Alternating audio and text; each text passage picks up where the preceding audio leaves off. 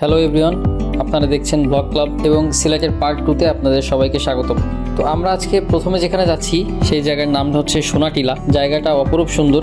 আপনারা অলরেডি দেখতে পাচ্ছেন দূরের পাহাড়গুলো এবং মেঘগুলো কিভাবে জড়িয়ে আছে প্রতিটা পাহাড়ে।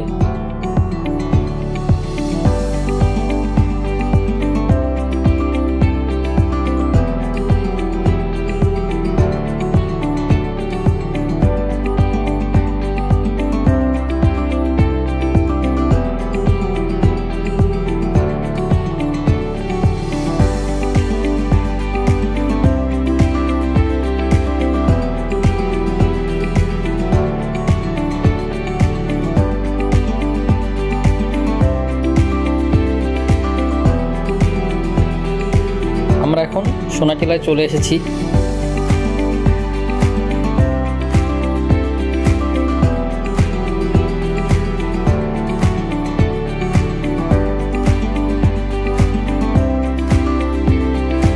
এগুলো যা দেখতে পাচ্ছেন এগুলো কিন্তু চা পাতা।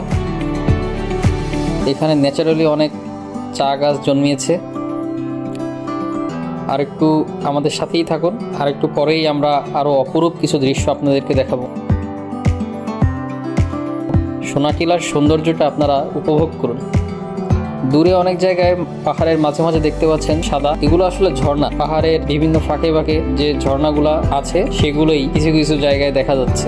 গুড়ি গুড়ি বৃষ্টি হচ্ছিল এবং লোক সমাগম এই সময় এখানে বেশ কম ছিল, হয়তো বৃষ্টির কারণে। এবং এই দূরের যে পাহাড়টা আপনারা দেখতে পাচ্ছেন এটা কিন্তু ইন্ডিয়ার ভিতরে পড়েছে, আর আমরা রয়েছি বাংলাদেশের ভিতরে। আসলে সোনাটিলা জায়গাটা আমার কাছে এমন লেগেছে যে আমাকে যদি এখানে একটি চেয়ার দিয়ে বলা হয় যে সারা জীবন কাটিয়ে দিতে, হয়তো আমি সেটাও পারবো। এতটা মনোরম একটি পরিবেশ এখানে, আপনারা আসলে না আসলে বুঝতেই পারবেন না। এবং বৃষ্টিটাও আমরা উপভোগ করছিলাম।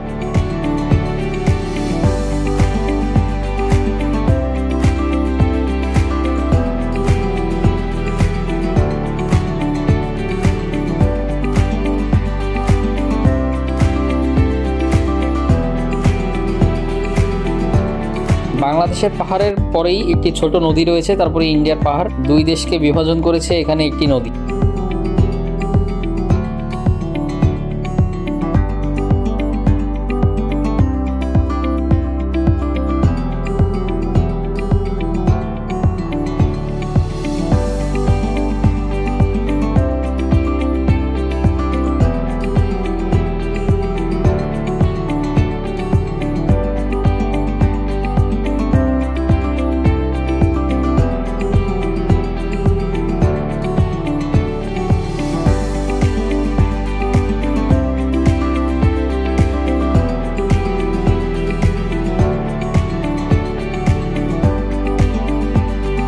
আমরা এখানে কিছু ছবি তুলে চলে আসলাম তামাবিল বর্ডার। এটি হচ্ছে বাংলাদেশ এবং ইন্ডিয়ার মধ্যবর্তী একটি বর্ডার। এখনো গুড়ি গুড়ি বৃষ্টি হচ্ছিল এবং যারা ভারতগামী তারা এখান থেকে ভারত দিকে যাচ্ছিল এবং বাংলাদেশগামী লোকজন বাংলাদেশে প্রবেশ করছিল। এই জায়গাটা অনেক ভালো, এখানে প্রশাসনও অনেক ফ্রেন্ডলি। তাদের সাথে আমরা বেশ কিছু কথা বলেছিলাম।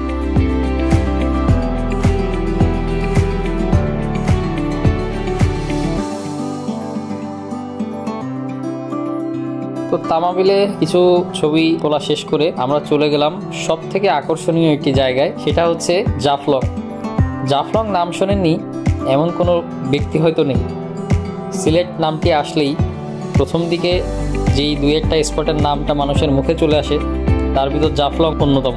জাফলংয়ে ঢোকার পথে হাতের দুই পাশেই বেশ কিছু দোকান ছিল এবং মেইন রোডে নেমে আসলে পায়ে হাঁটা পথ বেশ খানিকটা, কারণ একদম পাহাড়ের উপর থেকে নিচ পর্যন্ত যেতে হয়। তারপরে জাফলংয়ে বোট নিয়ে আমরা ভিতরে অনেক জায়গায় ঘুরেছিলাম। আমাদের সাথেই থাকুন, সব স্পটগুলো দেখানোর চেষ্টা করব।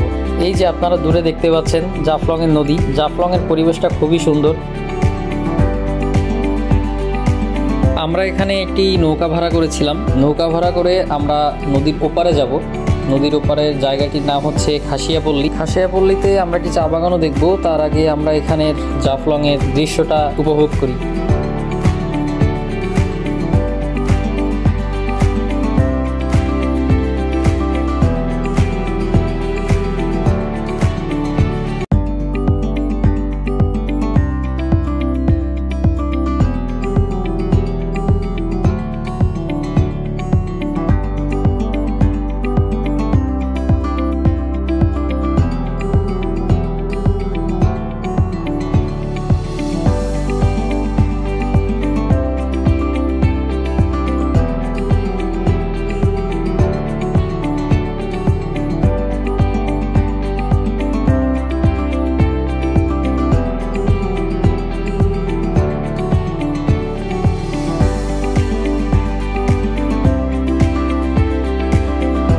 নদীটা পার হওয়ার সময় একটি ব্রিজ দেখা যায়, অতি পরিচিত নাম ডাউকি ব্রিজ। ডাউকি ব্রিজটা আসলে খুবই বিখ্যাত একটি ব্রিজ। আসলে সিলেটের অনেক ফুটেজ আপনারা দেখেছেন ইউটিউবে, বা যারা ঘুরতে এসেছেন তারা জানেন। আসলে অনেকেই মনে করেন যে ডাউকি ব্রিজের এপারে হচ্ছে বাংলাদেশ এবং ওপারে হচ্ছে ভারত, কিন্তু এটা আসলে সঠিক তথ্য নয়। সঠিক বিষয়টা হচ্ছে যে ডাউকি ব্রিজের দুই দিকেই ভারত, বাংলাদেশ বর্ডারটা পার হয়ে ভারতের কিছু অংশ, তারপরে হচ্ছে ডাউকি ব্রিজটা পড়ে। এই যে আপনারা দূরে ডাউকি ব্রিজটা দেখতে পাচ্ছেন, আমি একটু জুম করে দেখানোর চেষ্টা করছি। আসলে ডাউকি ব্রিজ পর্যন্ত আগে যেতে দিত, কিন্তু এখন এখানে প্রশাসন ডাউকি ব্রিজ পর্যন্ত নৌকা নিয়ে যেতে দেয় না। এর একটু অন্যতম কারণ হচ্ছে, আমি যেদিন এখানে গিয়েছিলাম তার আগের দিনই একজন ছেলে সাঁতার কাটতে গিয়ে এখানে মারা গিয়েছিল। সেও একজন প্রশাসনের ঊর্ধ্বতন কর্মকর্তার ছেলে। এই জন্য এই নদীতে গোসল করা, সাঁতার কাটা একদমই নিষেধ, এবং ডাউকি ব্রিজের ওখানেও যেতে দিচ্ছিল না, পানি প্রচন্ড খরস্রোতা।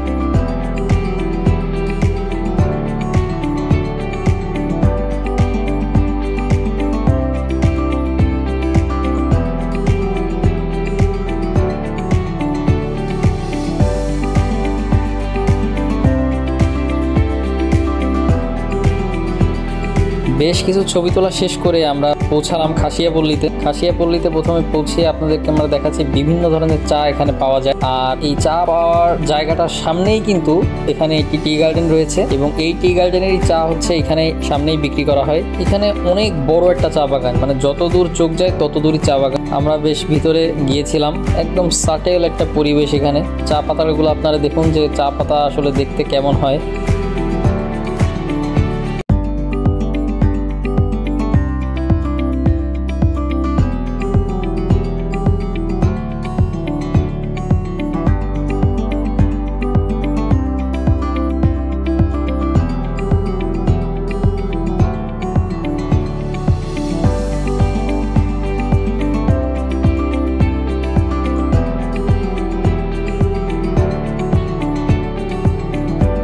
তো এখানে আমরা বেশ কিছু সময় ঘোরাঘুরি করলাম, ছবি তুললাম, চা খেলাম, তারপরে আমরা নৌকা নিয়ে আবার চলে গেলাম খুবই বিখ্যাত একটি জায়গায়। সিলেটের নাম আসলে এই জায়গাটির নাম সবার মুখে থাকে। এখানে একটি ঝর্ণা আছে, আপনারা দেখতে পাচ্ছেন। এখানে অনেক বড় বড় পাহাড়, জায়গাটা জুড়েই অনেক বিস্তৃত পাহাড়।